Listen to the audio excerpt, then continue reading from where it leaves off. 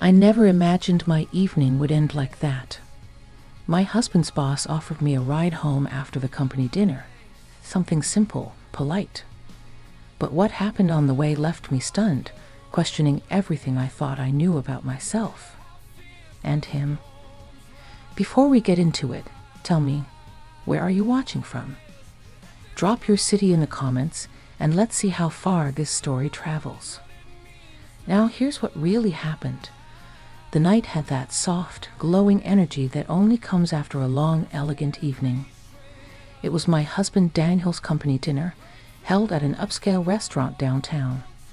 You know the kind: dim lighting, expensive wine lists, and quiet conversations that hummed beneath the sound of clinking glasses. I'd worn a dark burgundy dress, something I hadn't taken out in years, but it hugged me in just the right way. I hadn't felt that kind of attention in a while. I was nearly 60, but that night, I felt alive. Daniel had too much to drink, as he usually did at these events, and ended up getting a ride with one of the junior associates who lived nearby. He kissed my cheek before leaving and whispered, "Matteo will take you home," he offered already. I looked over and saw Matteo, Daniel's boss, waiting near the entrance, jacket draped over one arm, calm and composed as always. Matteo was older than Daniel by a couple of years, but somehow seemed younger. He had that sort of quiet confidence you can't teach. The silver in his hair wasn't a flaw. It was an asset, like every line on his face had been earned, not regretted. We'd spoken only briefly at the dinner table earlier. Polite laughs, a shared look when someone made an awkward toast, and one moment, just one, where I caught his gaze lingering a second longer than it should have. As we walked toward his car, the cool air wrapped around my shoulders. Matteo noticed and gently placed his jacket around me. It smelled faintly of cedarwood and something I couldn't name. I thanked him quietly. He opened the car door for me like a gentleman, an old-school touch that oddly made my heart beat a little faster. The car ride started normally. Smooth jazz played low on the radio, and the city lights cast fleeting patterns across the windshield. We talked about the dinner, the company, how Daniel was doing lately. But then, the conversation shifted. "You looked beautiful tonight, Jessica," Matteo said, his eyes focused on the road ahead. His voice was steady, but there was a different kind of tension in the air now, the kind you feel more than hear. I paused, unsure if I'd imagined it.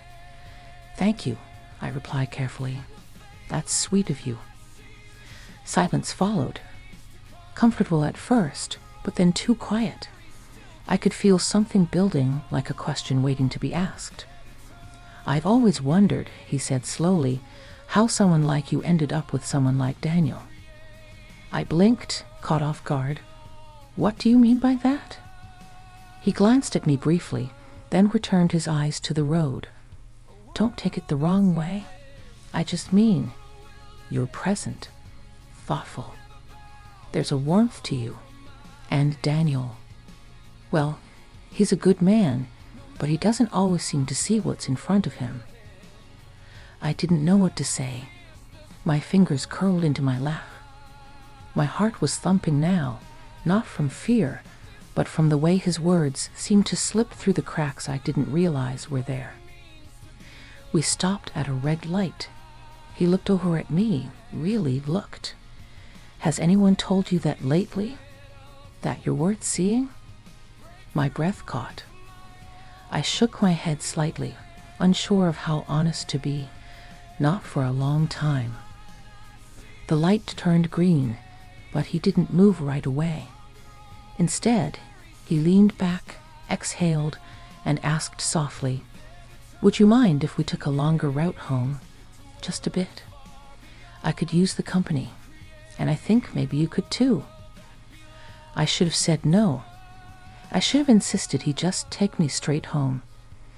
But something about his tone, Not pushy, not arrogant, just open, made me nod instead. "Okay," I said, almost in a whisper. He turned the corner and the city slipped behind us, replaced by the softer edges of suburban streets. We drove in silence for a few minutes, but it wasn't uncomfortable anymore. It felt like something was unfolding between us, quietly. "You don't have to answer this," he said after a while, "but are you happy, Jessica?" I stared out the window. I could see my own reflection in the glass, the outline of a woman who'd spent decades caring for others, managing routines, silencing her own needs. I swallowed hard. "I don't know," I answered honestly. "I think I stopped asking myself that." Matteo nodded slowly, like he understood more than he should have. He parked the car in front of a quiet park, one of those small neighborhood ones with old trees and benches under street lamps. We didn't get out. He simply turned toward me, resting one hand on the steering wheel, the other on his knee. "I've been where you are," he said, "going through the motions, watching life from a distance. It's lonely, isn't it? Even when you're not alone." That's when I felt it. Not desire exactly, not yet, but connection. Something real, something unspoken. "I never thought anyone saw that part of me," I said, my voice cracking slightly. He smiled gently, eyes soft. Sometimes all it takes is one person who does.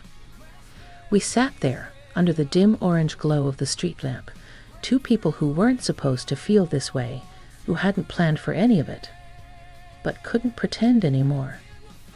He didn't touch me. He didn't even reach for my hand.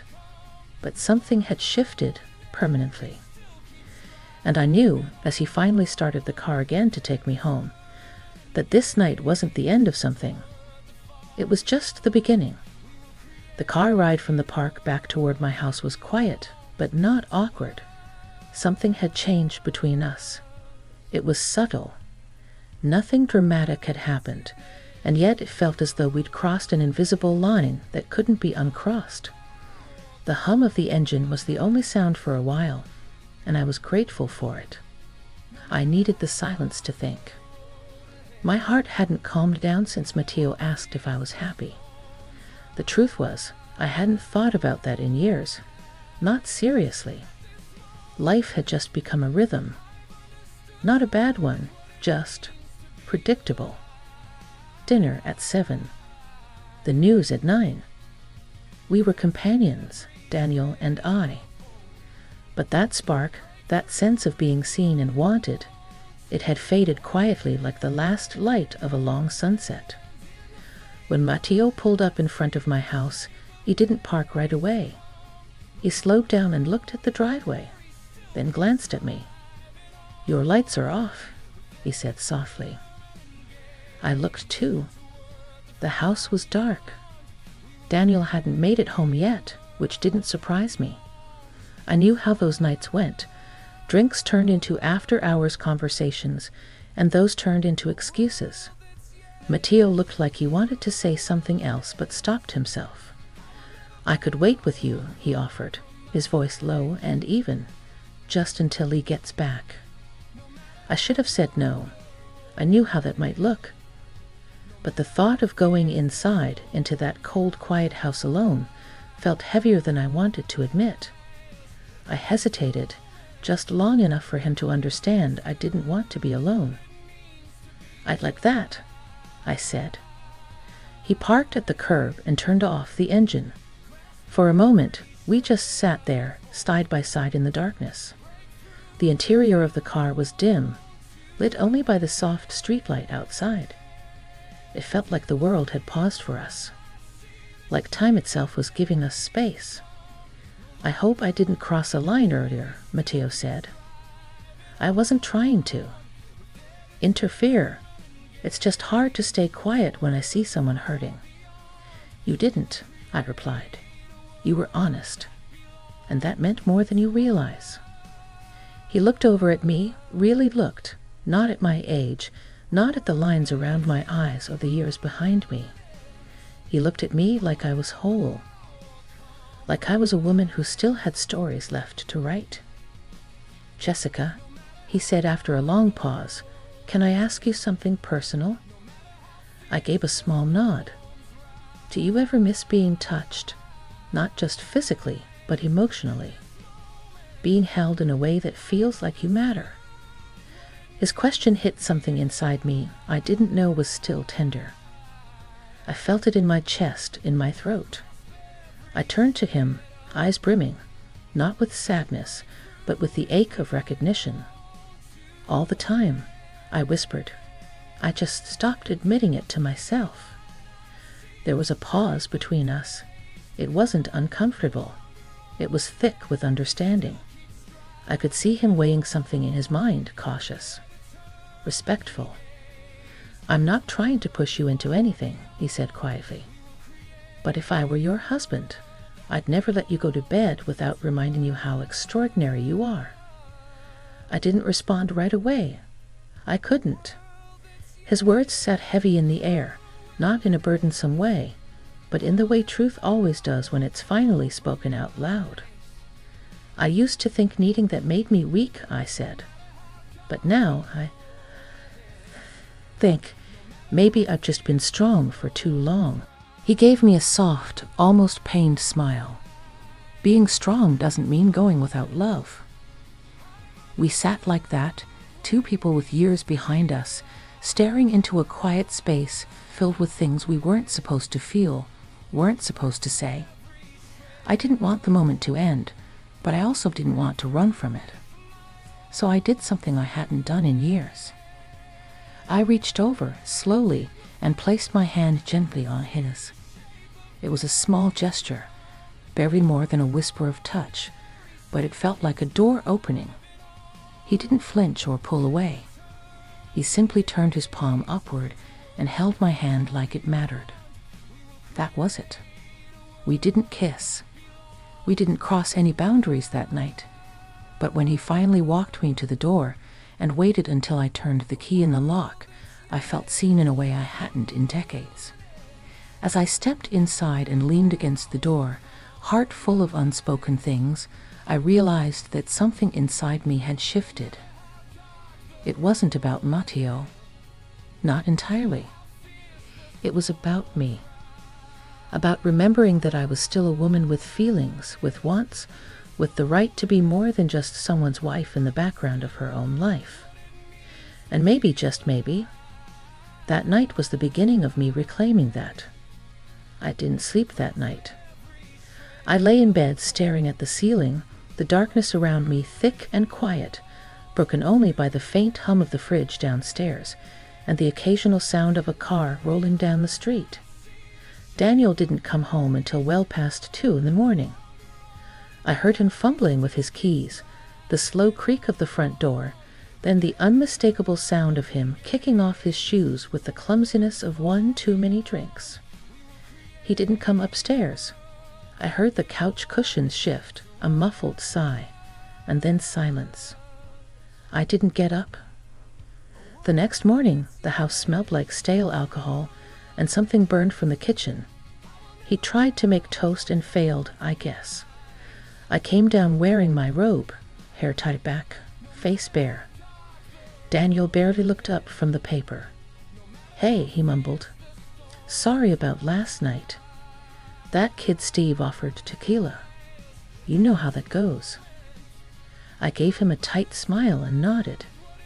"Yeah, I know." He didn't ask how I got home, didn't mention Matteo, didn't notice the silence between us stretching wider than usual. For the next few days, I went through the motions.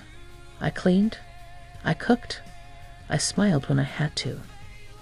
But inside, I was still sitting in Matteo's car, still hearing his voice in my head, still feeling the weight of his question. "Do you ever miss being touched?" I did. God, I did. It wasn't about the physical. It was about being seen, being felt, being important again. On Thursday, I got a text. "Matteo." Would you have lunch with me? No pressure, just company. My stomach fluttered. I stared at the message for far too long before I typed back. Me? Where? He chose a quiet little cafe tucked off a side street, the kind of place with only 6 tables, homemade bread, and a waitress who knew him by name. When I walked in, he stood up immediately.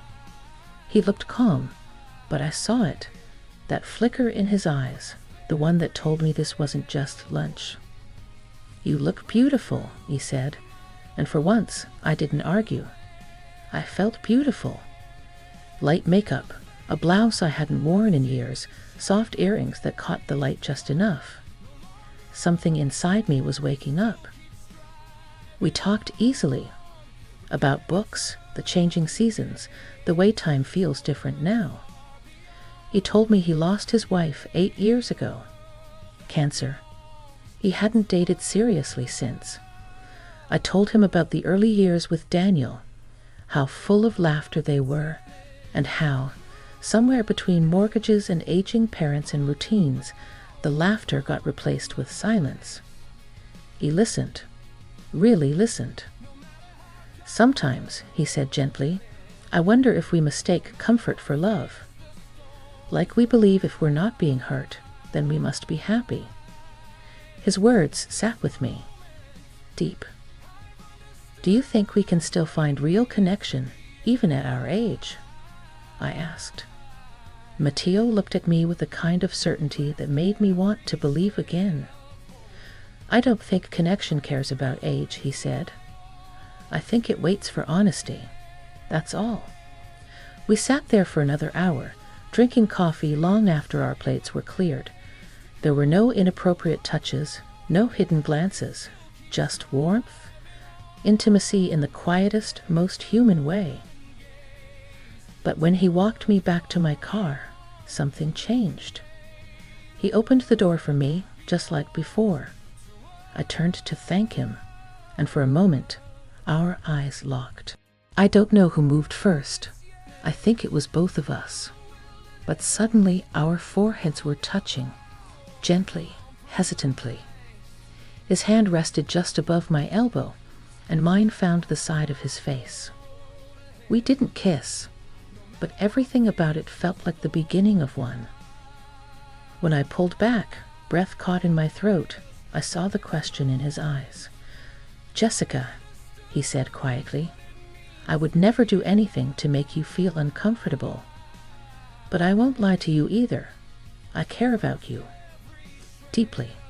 And if there's ever a day you want more than words, I'll be here. My throat tightened. I opened my mouth, but no words came out. So I nodded, just once. As I drove home, the weight of what was happening sank in. I wasn't in love with Matteo. Not yet. But I was coming alive again. Feeling again. And the truth was, part of me didn't want to let go of that. When I walked into the house, Daniel was on the couch, same as always.